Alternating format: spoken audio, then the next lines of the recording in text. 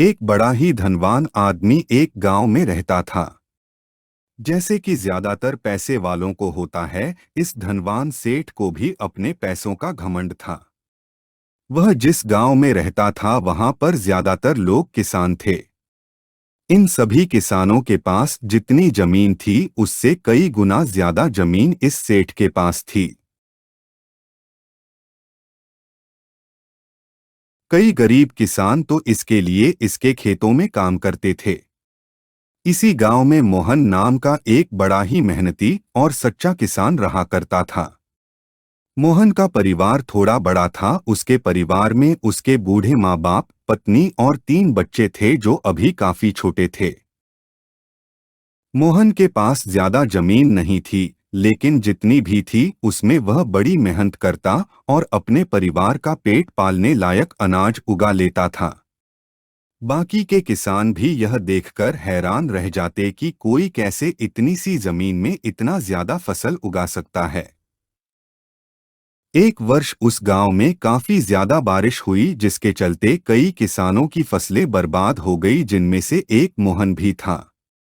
अब मोहन धर्म संकट में पड़ गया, क्योंकि उसके परिवार में उसके अलावा कोई और कमाने वाला था नहीं और अपने परिवार को भूखा मरते हुए वो देख नहीं सकता था। वह जानता था कि इस गांव में अगर कोई उसकी मदद कर सकता है तो वह वही घमंडी सेठ है, जिसने गांव के कई अन्य गरीब किसानों को या तो कर्जा दिया है या तो अपने यहाँ काम पर रखा हुआ है। हाथ पर हाथ धरे बैठे रहने के बजाय उसने इस सेठ के पास जाने का फैसला किया और एक दिन उनके पास पहुंच गया।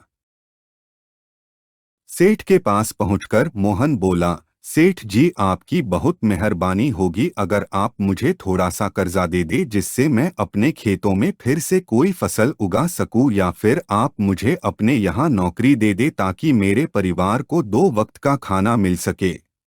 घमंडी सेठ को उसकी इन बातों से कोई मतलब था नहीं, लेकिन गांव के सारे लोगों की तरह वह भी यह जानता था कि मोहन कितना मेहनती है और वह जिस भी खेत में काम करेगा वहां वह दोगुनी फसल उगा सकता है।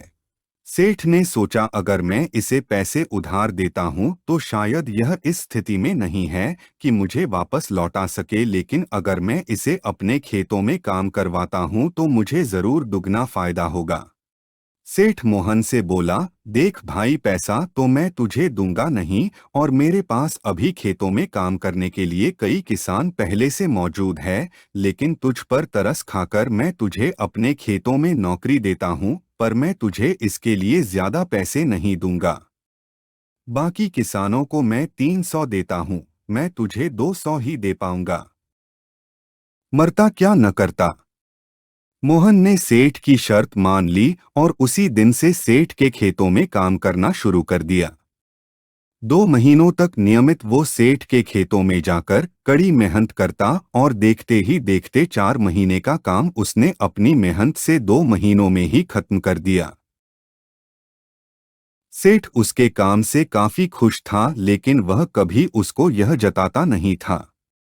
जब सेठ ने देखा कि उसका खेतों का काम अब खत्म हो चुका है, अगर वह मोहन को काम से निकाल देता है तो उसके 2 महीनों के पैसे बच जाएंगे, तब सेठ ने मोहन को काम से निकालने का फैसला किया। एक बार सेठ को ये विचार भी आया कि इतना मेहनती आदमी शायद उसे दोबारा ना मिले, लेकिन फिर उसने सोचा कि जब अगले साल काम आएगा तब उसे फिर से नौकरी पर रख लेगा। आखिर इस गांव में उसके अलावा है ही कौन जिसके आगे ये लोग अपने हाथ फैलाएंगे। एक दिन सेठ ने मोहन को अपने पास बुलाकर उसको उस दिन का पैसा दिया और साथ में यह भी कहा कि कल से तुमको काम पर आने की जरूरत नहीं है। अब मेरे पास तुम्हारे लिए कोई काम नहीं बचा है। जब मेरे पास काम आएगा तो मैं तुम्हें बुला लूंगा। यह सुनकर मोहन का दिल बैठ गया। पिछले 2 महीनों से कम ही सही उसके बच्चों और परिवार के पेट में अन्न का दाना जा तो रहा था, अब वह क्या करेगा। यही सोचकर उसकी आंखों से आंसू निकल आए। मोहन ने सेठ के पैर पकड़ लिए और गिड़गिड़ाने लगा, सेठ जी मुझे इस काम की बहुत जरूरत है, मुझे मत निकालिए। अपने मतलब से मतलब रखने वाला सेठ टस से मस ना हुआ। उसने खरी खोटी सुनाकर मोहन को वहां से चलता कर दिया और मन ही मन 2 महीनों की तनख्वाह बचने से खुश होने लगा। अगले दिन जब सेठ सवेरे उठा और अपने आंगन में आया तो उसने देखा कि मोहन उसके आंगन में बैठा है। सेठ ने उसको पास बुलाकर पूछा कि क्या हुआ, तुम क्यों यहाँ पर बैठे हो? मोहन बोला, सेठ जी मुझे वापस काम पर रख लीजिए। आप जानते ही हैं मेरी आर्थिक परिस्थिति कैसी है, थोड़ी दया कीजिए। लेकिन सेठ ने उसकी एक न सुनी और फिर एक बार उसे बुरा भला कहकर वहां से जाने के लिए कहा। बेचारा मोहन अपना सिर नीचे झुका के वहां से चला गया। अगले दिन फिर यही घटना दोहराई गई। मोहन फिर सेठ के आंगन में बैठा था। सेठ ने फिर उसको वहां से जाने के लिए कहा। यही घटना अगले कई दिनों तक चलती रही। अब तो मोहन सेठ के हकालने पर भी वहां से नहीं जाता था और वहीं पर बैठा रहता था। एक बार सेठ ने उससे पूछ लिया, तुम कैसे आदमी हो? मैं तुम्हारा इतना अपमान करता हूं लेकिन तुम्हें कोई फर्क ही नहीं पड़ता। तब मोहन ने सेठ से कहा, बुरा तो बहुत लगता है सेठ जी, लेकिन जब घर जाता हूँ और भूख से बिलखते अपने माँ बाप और बच्चों को देखता हूँ तब यह अपमान मुझे कुछ भी नहीं लगता। इतना सब कुछ होने के बाद भी सेठ का दिल जैसे पत्थर का बना हुआ था। उसने मोहन को अभी तक काम पर नहीं रखा और न ही उसका ऐसा करने का कोई इरादा था। एक दिन सेठ ने सोचा कि कुछ दिनों के लिए किसी और गांव चला जाता हूं ताकि मोहन से पीछा छुड़ा सकूं। अगले दिन मोहन के आने से पहले ही सेठ अपने परिवार को लेकर अपने किसी संबंधी के यहाँ चला गया और वहां पर 10 दिनों तक रहने के बाद फिर अपने गांव अपने घर वापस लौटा। घर लौटते ही सेठ ने आसपास हर जगह नजर दौड़ाई तो पाया कि वहां पर अब मोहन नहीं था। हालांकि अब सेठ के द्वार पर मोहन नहीं बैठा था, लेकिन मोहन का विचार अभी भी सेठ के मन में घर कर बैठा था। सेठ सोच रहा था, मोहन इतनी जल्दी हार मानने वाला आदमी तो नहीं दिखता है। उसके साथ क्या हुआ होगा? क्या उसे कहीं कोई और काम मिल गया होगा या फिर और कुछ? इन विचारों ने सेठ को बेचैन कर दिया और आखिरकार सेठ को मोहन की खबर लेने के लिए गांव में जाना पड़ा। सेठ को मोहन का पता नहीं मालूम था, इसलिए अड़ोस पड़ोस के अन्य किसानों से पूछने पर पता चला कि मोहन घायल हो चुका है और अपने घर पर आराम कर रहा है।